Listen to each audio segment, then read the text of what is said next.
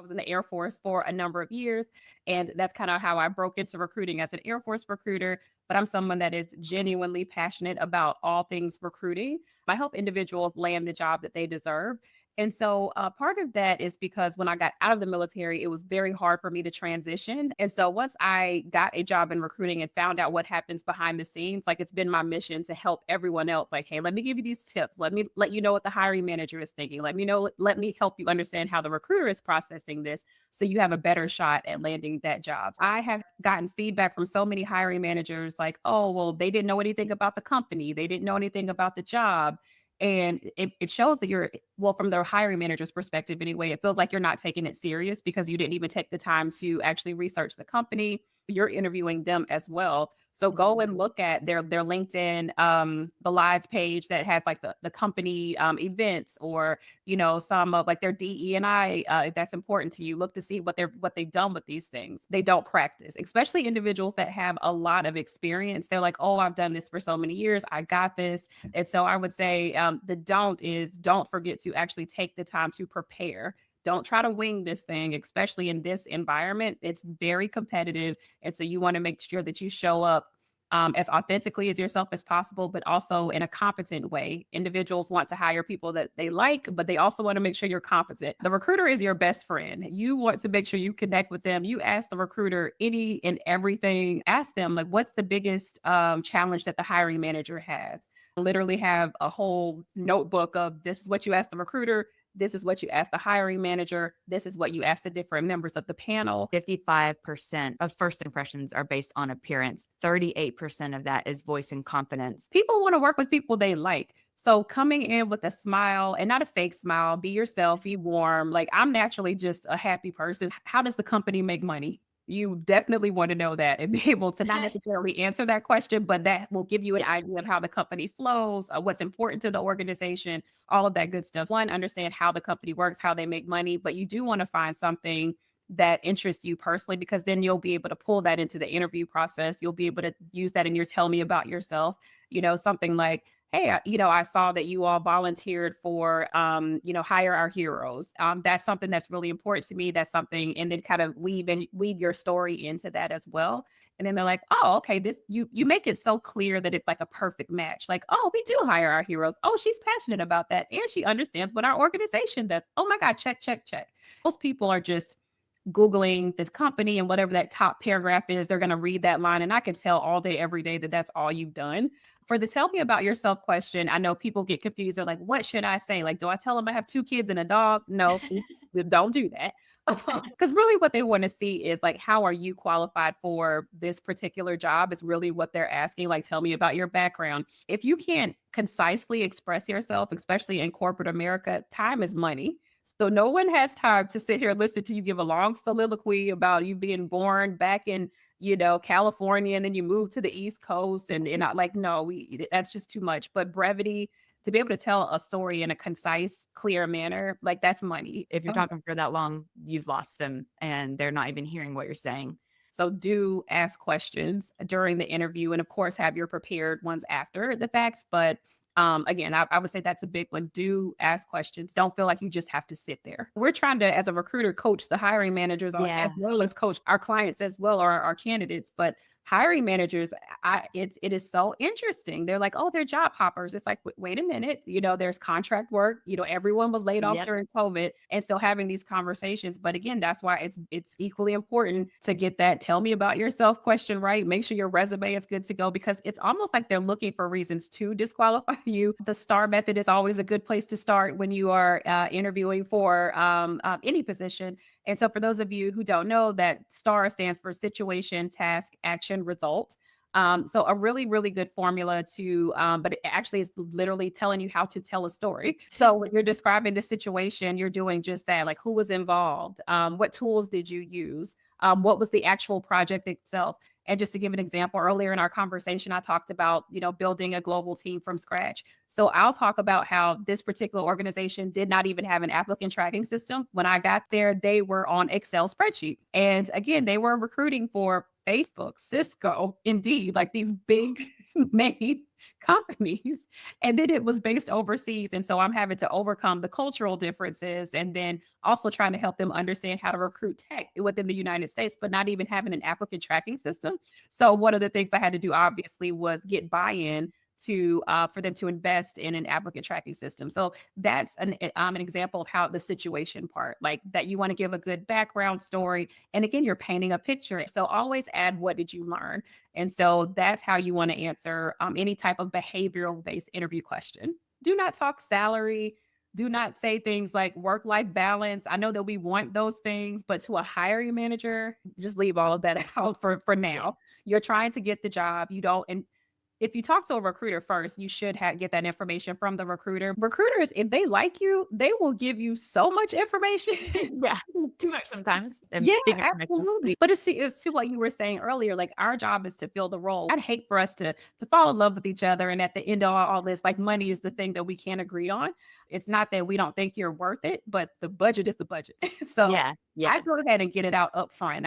I'll tell you. So if you say that you're looking for 90 and our budget is 85, and I know for a fact that we can't budge on that unless we go back and elevate the role, and I'll be very transparent. I'll say, hey, I think your skills are great. I think you probably could go somewhere else and get 90, but I know at the end of the day, we're going to give you 85.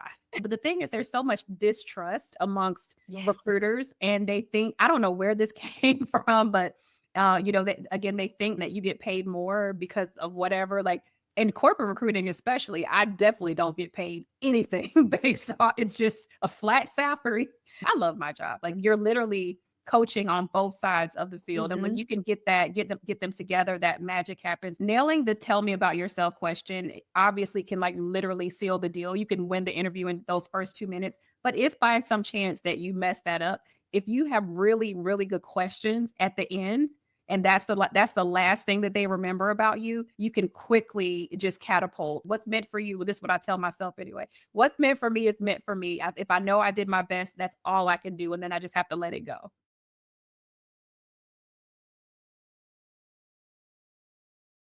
Me personally, as a recruiter, always get this. Why didn't I get the job? I have the technical skills. So basically, why didn't you get the job when you're clearly qualified on paper? Yeah, I think unless companies are sharing like incredibly direct feedback with a candidate, then they're sitting there wondering just why. Like if I've made it to this stage, they probably got their hopes up. They think maybe they're in it. So I think unless they get very concrete feedback, they are just going to constantly wonder why. I feel like if it was just based on resume and job description, we wouldn't have to interview. You just are like, okay, cool, let's get you in here. What are you looking for in your next role? And what do you enjoy about your current position? And those two questions give me insane amounts of insight. And so if those answers don't match up to this position, if this position is office in a set schedule and you're looking for flexibility, probably not going to be a match. So there's so many little intricacies that aren't shown on just bullet points on a resume. And it's more so what you've done and what that candidate feels comfortable with and what that position's going to have. How does a candidate figure out, am I a fit behaviorally or culturally? And at your experience, is it from the company level, team, hiring manager? Like how nuanced does it get? That makes sense. I feel like it does get nuanced. I think from candidate side of things, I've done maybe some like LinkedIn learnings, and like we as a company ourselves are moving more towards competency based interviewing and hiring, because those hard skills probably are on the resume. You can probably do keyword searches to like find those hard skills and those technical skills. But the competency pieces, let's say company wide, I think that every person that works for a company needs to be adaptable and flexible because we are a growing company.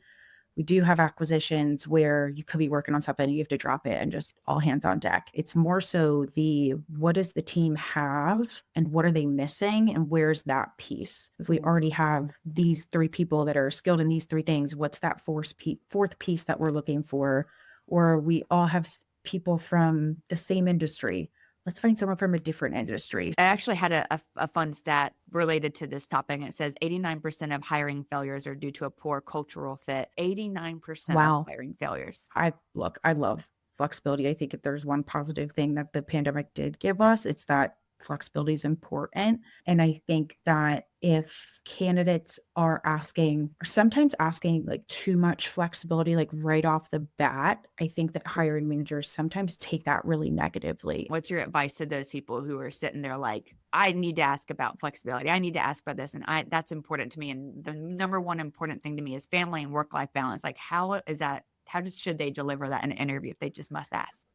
Yeah, I think kind of how you're delivering it is like how we sound, like the negative side of thing is like, Yeah. like I deserve this. Like I better get this. Like it's almost like that entitlement part of it versus like it is a give and take. Unfortunately, companies do have the upper hand.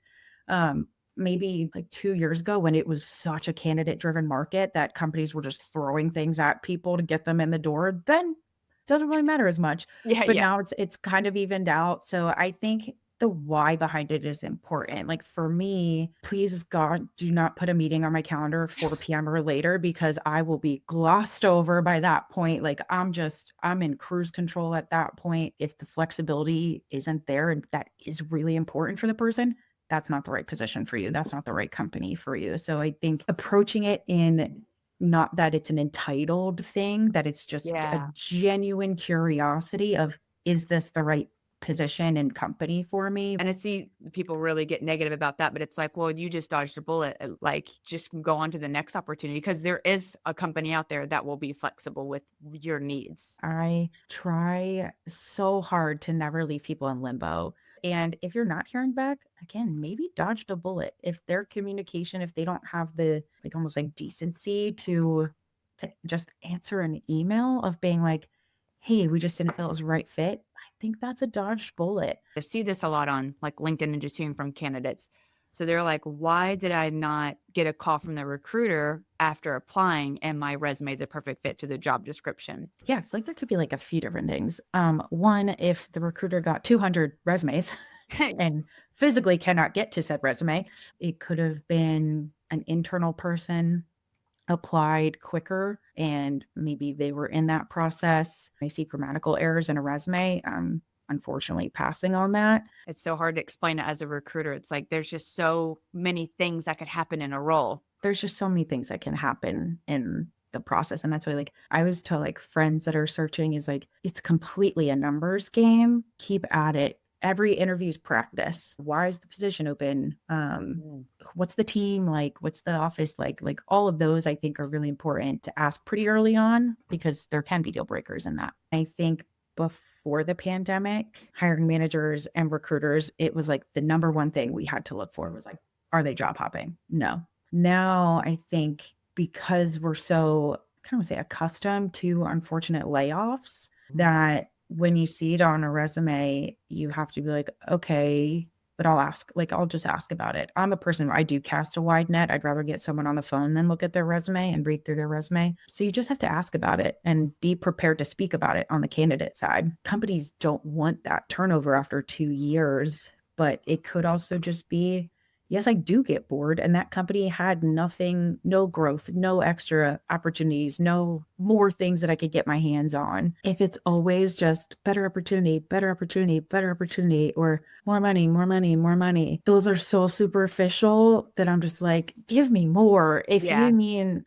better opportunity, what did you see? What was that opportunity? One really hard thing to navigate is you leave a company negatively, whether it is fired or you absolutely hated the company, hated the manager. I think navigating that is really important. And I think candidates should practice how they want that. So like where you capped at that growth, like how did you know you weren't going to be able to meet with clients in that last role? Did you ever ask if you could meet a client? Like, well, no, I just started looking for another job. You're just assuming that your company doesn't want you to do that when maybe you could have just went to your boss and been like, I really want to start selling. Like, what do I need to get there?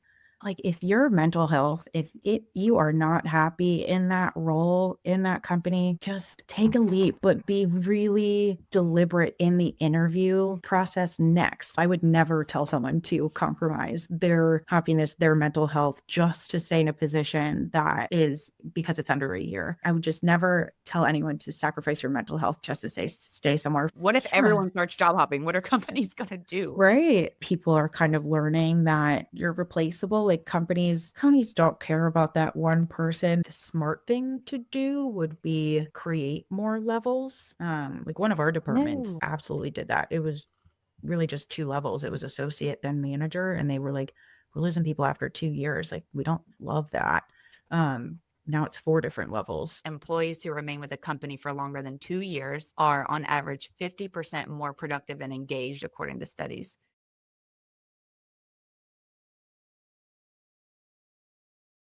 But 99.9% of people out there are interviewing, have looked for a job before, have struggled with interview questions, or have left an interview thinking, oh gosh, I should have answered that differently. What are they looking for? I think it's okay to sprinkle a little bit of some personal in there, but ideally the goal for this is I want to hear the hot topics, the big pieces that I need to know. Because as a recruiter, I have to pass this information off to the hiring manager. So maybe they say something around like a couple of key accomplishments that they've had that speaks to some key aspects of their resume. What are the things that you almost do in your sleep with your role that maybe is really highlighted on the job posting? And then being able to tie it back to what you've excelled in. But yeah, keeping it short, sweet, to the point. I don't necessarily need to know all about your personal life. And be okay with the silence. Be okay when you pause. It's okay. When you've given your pitch where you've highlighted these are a couple big things I was responsible for, move on. I was responsible for this and this, move on. And then once you get through it, sit. It's okay to be quiet. You don't have to fill the space. It's 42% of people who don't get a call back or like move to the next round is because of their lack of prep. And what's the most common step, I guess, rather that candidates that you notice are skipping? Yeah, that's a good question. I would say something that I think people skip a little bit is having some solid examples. And I know that that's kind of like daunting of like, well, I don't know what they're going to ask me. I recommend to people is having a spreadsheet of your experiences, your key responsibilities you've had in your roles. And if you maybe take on a new project or do something different or do something big or have an accomplishment, write it down. And it's really interesting too, because I think, candidates, one thing that I always tell candidates is that interviewing is definitely, it's a two-way experience. Just as much as that company is trying to learn about you and they want to know those things, it's your job to kind of learn those things too for yourself. And so I tell people sometimes, I'm like, thank you for making it a little bit easier for me as a recruiter to kind of sell you on this. If we get to that point, I really encourage having questions that are going to help you understand about the culture, help you understand about the process, understand, maybe some of those high level aspects of the role. So maybe even what is one unique thing about the culture here that really gets you excited to continue the work that you're doing? And this might not be a popular opinion. I'm going to say that. Is asking a recruiter what they like the most about working here. More than likely, they're going to probably give you a recycled answer that they have probably said 12,000 times. And there's a possibility on that day they may not be feeling that way. What are some challenges or obstacles that you're really hoping that this position is going to solve? What is something exciting about your leadership or your team that really would make somebody want to come and work with you? What is something that you guys are doing, something that you bring uniquely as a leader of this team and this department? I try to pause. So I may ask a couple questions. I'll share a little bit about the company and I'll say, do you have any questions about company things? They're like, no, I'm okay. And it's like, all right, well, we'll keep rolling on. So I think it's okay to ask questions throughout. Again, so that makes it more of a back and forth versus feeling like you're being interrogated, honestly. Yeah. But it really just depends. I mean, if the manager is open to it and if that's how you feel like it's flowing, then definitely ask them throughout. I feel like that's okay. But if you feel like they're running through a list, there's some people that are they're more structured. They're more of like, I need to do it in this specific order. Then I think saving them for the end. Maybe if you're saving them for the end, prioritize your top 2 or top 3 questions you really, really want them to answer. Because you might run out of time. So you may not get to everything. So what are like your big questions of like, I can't walk away from this conversation if I don't know this. So maybe prioritize those leadership type questions that you may have, or maybe like one leadership and one challenge question, or a leadership and a goals question. So 32% of candidates didn't get hired because they didn't ask good questions. So I thought that was an interesting stat as well. If you sit down and you buckle in and you lock in and do it one time And of course, you'll tweak it for like those specific roles or whatever, like if it's one specific job. But some of these things, like you'll be 75% there if you just sit down for an Yeah. hour or two, dump it all out, and you're good. It's worth Yep. it. It's worth it. It's worth it. It's so worth it. It's so worth it. And we know interviewing, being on that side is not fun. It's stressful. But if you do this, it's going to be so much less stressful. Practice, practice, practice, and then you'll just keep getting better at it. I would say getting your general questions more high level in that early conversation. And then maybe after you're feeling like you're getting a little bit closer and a little bit further down is when you can ask if there's a couple of like specific things. I probably wouldn't say like wanting a list or play-by-play of every little thing, maybe those number of days of PTO or, you know, maybe different holidays and things like that. But really, I would recommend positioning it to be coming from a space of curiosity, of more asking questions, of getting clarity. So again, hey, I see that you all have 2 weeks. You've mentioned that. Is there any flexibility with that? This is what I currently have. You know, I really like to utilize it, and even giving a little bit of why, not that you have to spill your whole life out, but it's like, you know, I really value being able to have time with my family and being able to kind of have that good quality work-life balance. When do you ask about salary and how do you ask that? Now, and again, this is my perspective and what I will say from my shoes. I say have it the earlier the better. And the reason being is you don't want to take your time or you're investing all the way through for days, weeks, months, however long to find out that this is way below what you're looking for. And now everybody's sad.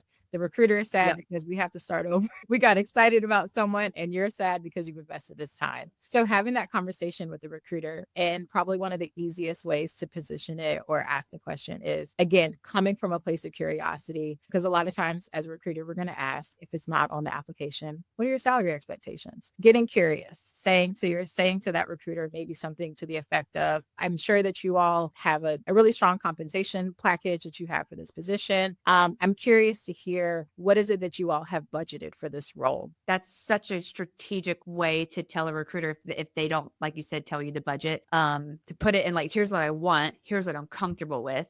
I don't want to continue 3 more rounds and then waste their time and mine. Like, don't be afraid to walk away from something that's financially not going to be in your best interest. Again, this is a 2-way experience. And of course, like, it's important to make sure that you're progressing and upskilling yourself too, of making sure that if you're going for those higher titles and if you're going for that next tax bracket of things, that you are equipping yourself with those skill sets. I've heard a couple candidates, and it's not as common recently, but we also hire like a little bit higher level. So it's people who are like experienced interviewers, but at the more junior candidate level, I've noticed, like, I've seen some interviews and they're like, you know, why'd you leave your past 4 roles? Well, more money, more money, more money, more money. And what do you think of that? And what do you think a hiring manager thinks of that? Some of them do see that as a red flag. And in some cases it can be. But really being able to maybe speak to it a little bit more of like, yes, I have made a few transitions. I'm really wanting to continue to advance my career, develop new skill sets. Like, I haven't found a company that affords me the opportunity to grow in the way that I want to. I've never, ever had a hiring manager say, oh, they were laid off, we're not interested, ever. We really are your biggest advocates sometimes. Right. So why should we hire you? I would recommend answering those questions with how you're going to solve some of those things. Like, I understand that this is a goal for you. These are challenges for you. These are the skill sets that I bring. Here's why you should hire me. You mentioned XYZ. Here's how I have fixed XYZ before and can do it for you. But if you can instill that confidence in the hiring manager and recruiter, you just probably got the job. What is it that is unique to you that you're bringing into this position? Highlighting that in those strengths. What is it that you bring that maybe somebody else doesn't have?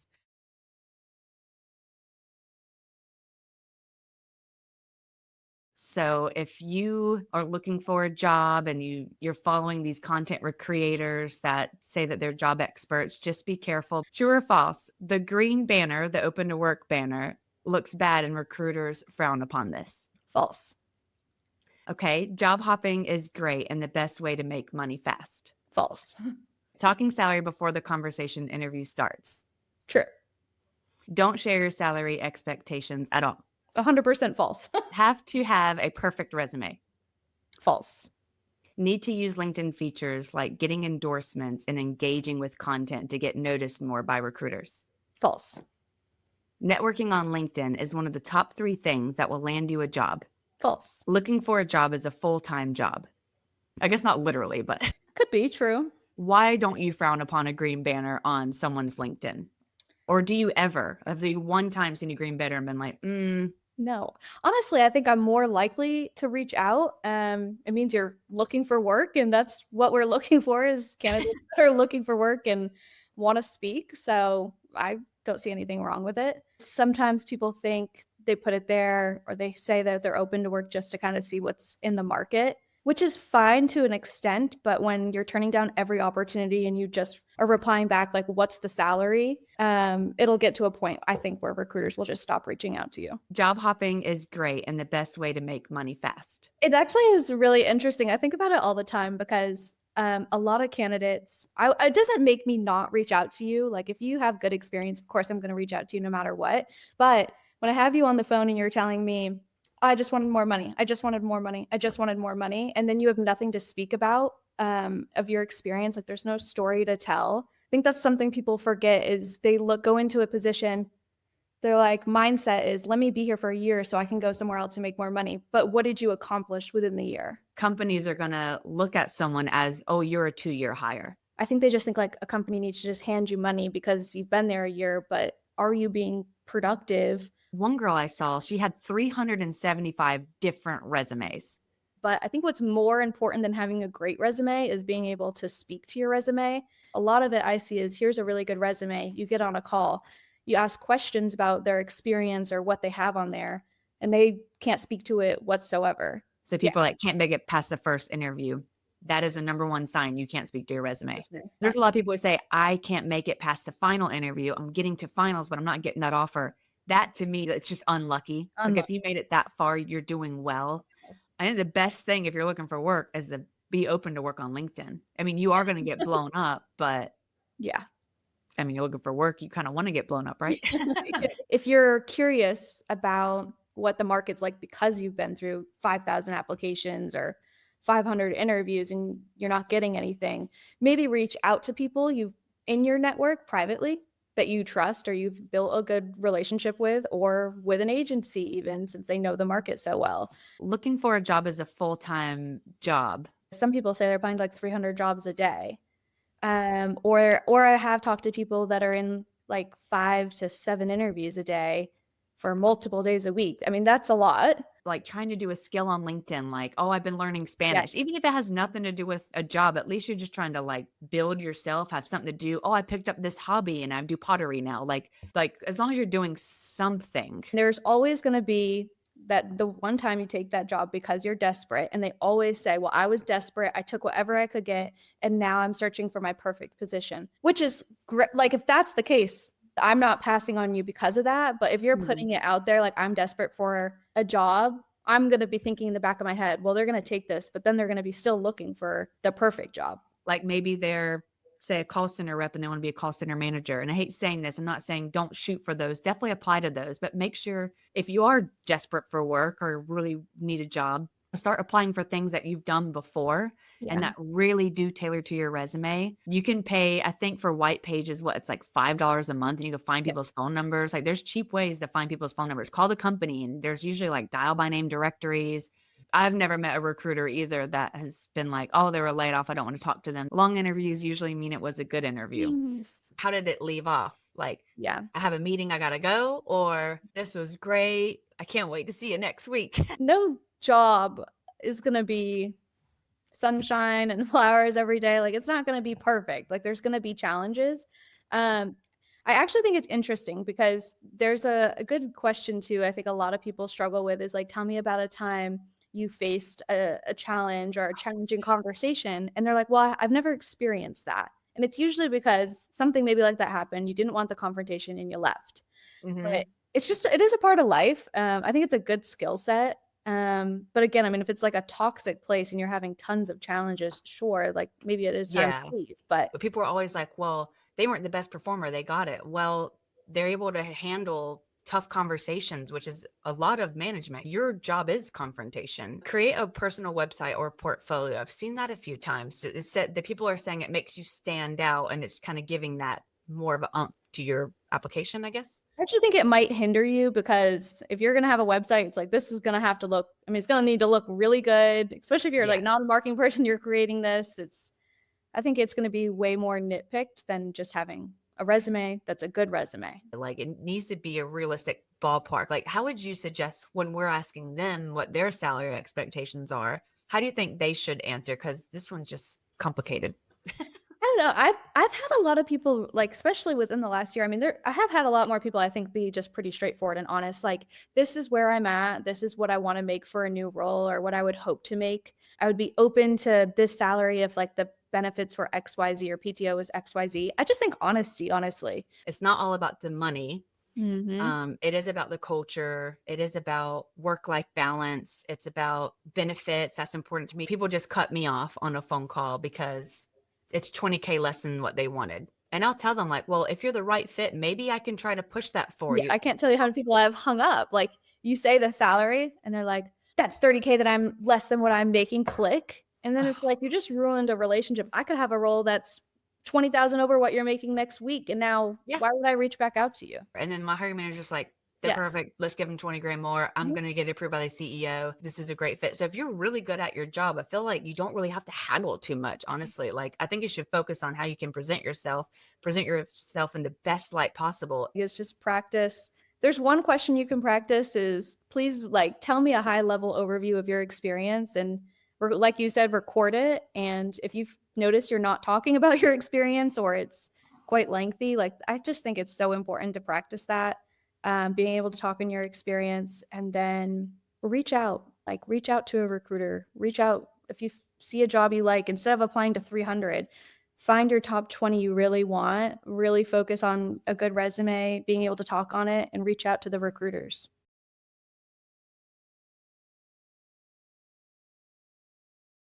You know, post-COVID, before COVID and post-COVID, there's two different kind of realizations of job hopping. And now it's not really seen as a red flag as much anymore. Millennials and Gen Z workers, they've normalized this idea of changing jobs because they're the ones that are constantly seeing the trends online, social media presence, things being in their face of new things developing maybe in their career that they maybe not even were told at the beginning of their career that they could possibly do. Have that open mind. In that actual interview is where you're going to tell your story. So I always tell people, just be real. Tell them what you experienced during your interviews, why you maybe job hopped 2 years, 1 year, 4 years, etc. There's a lot of working moms out there that had young children. There's a lot of single family households that had to figure out what they were doing during COVID. You don't want to be stagnant at one position. I love anybody that can over communicate, because we're the first people that see a resume, or the first person that looks at their LinkedIn profile. I always say over communicate. I'm one that if you apply to a job and then you find me as the recruiter or the talent acquisition or the hiring manager, write them an email or write them a LinkedIn message saying, hey, I just applied to your open role. That's how I actually hired one of my own staff members in a sea of resumes, of like 75 resumes that we had to go through.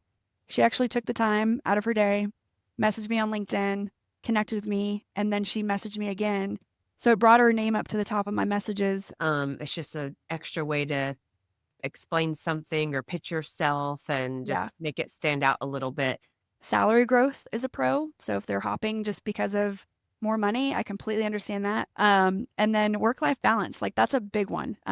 Still to this day, it's, hey, where's my work-life balance? Am I going to be working 60 hours a week? Am I going to be working in that 40 to 45? Skill development, salary growth, career advancement, and work-life balance for the pros. As far as cons, obviously lack of stability. So you're seen as being a job hopper. And I think that's kind of a negativity as its own. Risk of being perceived as undecided, missed deep experience. So obviously if you're not there for a scheduled amount of time, you're missing out on the experience of getting to know your coworkers, really engaging in the culture. I think as a hiring manager myself, I see someone job hopping, I'm going to hire them for something that they've already done, because I'm kind of worried that if I invest in a ton of training, I'm going to invest a lot of time and money into you, and then you're gone. So millennials, change jobs every 2.8 years on average, and then boomers stay around 8 years. Job hoppers earn 15 to 20% more with each switch compared to a 3% annual raise. With the job hopping becoming a norm, do you see any major changes in what companies will do? Like, do you see any companies changing anything if everyone generally starts staying at companies 2 to 3 years? Like, that becomes a complete norm 10 years from now. I would say it would come down to a little bit more in depth of the interview process. Like if your job required like a test of some type of skill set, really diving into those candidates that, let's say you had 5 candidates that changed jobs within every 2 years. Obviously you need to decipher which one's kind of the better out of the 5. Ooh. So I would probably, suggest hiring managers do kind of like a technical skill set. One tip I will give the audience from my experience is just check out your 401k vesting. I've seen a lot of people leave companies and they're like 2 months from being fully vested in their 401k. Trends are changing frequently, and so just be very vocal about why you're searching. And like I said, the over communication in your resume, your portfolio, your LinkedIn profile, I just think the more that you can supply those details, the more the hiring managers are going to listen on the other end. The world's changing and so am I. So here's what my capabilities and my talent can bring to you. And I think that's a really big piece of explaining to a hiring manager why you've moved and why you it's a big part of it is the delivery, the tone in your voice. And are you confident with your changes, or are you getting defensive in a way? Because it's a topic and that people are emotional about. You have to be confident and tell your story. You have to let them know that you're just as qualified as so-and-so applying. You probably may have more experience in XYZ. You just have to lean on that and share your story. 100%. Even if it doesn't seem trendy what everyone wants, you have a skill set that probably a lot of those people don't have, and lean on that and find like someone's looking for that. There's just so many different things that I still think and feel that we have to work through in order for us to be completely AI. Obviously, because I think hiring in general and working with people and having a culture, it still requires that human connection. And that's, humans, they thrive for that. You want that human connection. You want that coworker that hired you to know you, that you've hired. That lack of human connection, that's what scares me about it. But all in all, I think there's pros and cons with everything. So we are, as a company, still working through that. And as of right now, we are using it for sifting through applications that are just very high level with keywords to find in their resumes and within their applications. So when it comes to like in your ATS or LinkedIn and AI and you mentioned the keywords. So is it AI where you click a button and it's matching keywords from the resume to the job description? If we are doing kind of just a continued search on our own, and we're actually going in and saying, find project managers within the zip code of XYZ that have 5+ years, civil design, AutoCAD, all the skills that we want to look, and then we can find that using the AI feature. Yes, I would say always lean into the job description that you're applying to. Make sure if it says required qualifications, whatever that is, that you have those required qualifications, because those are typically the ones that we're using AI to sift through those resumes. It's a little scary because people can totally make up their own resume or their own cover letter just by using completely AI. Even an email response, them totally making up their own resume using AI and not putting any of their own information on there. That statement of having robots kind of freaks me out. But like I kind of mentioned before, I just think in our world and hiring, humans want to be connected with. They want to have that human connection. I think that would be cool to see AI just help deliver that feedback faster. 86% of HR professionals predict that AI will automate interviews and hiring within 5 years. I think the smaller companies have a little upper hand on employer branding, storytelling, capturing the culture. You have the smaller companies that are kind of still trying to figure it out, more human connection. You may talk with one person throughout the whole interview process. Or you have the larger branding companies that have their ducks in a row. You're talking to a few higher ups, the leadership team, C-suite, whoever's doing the interview process, and they have their things already kind of lined up.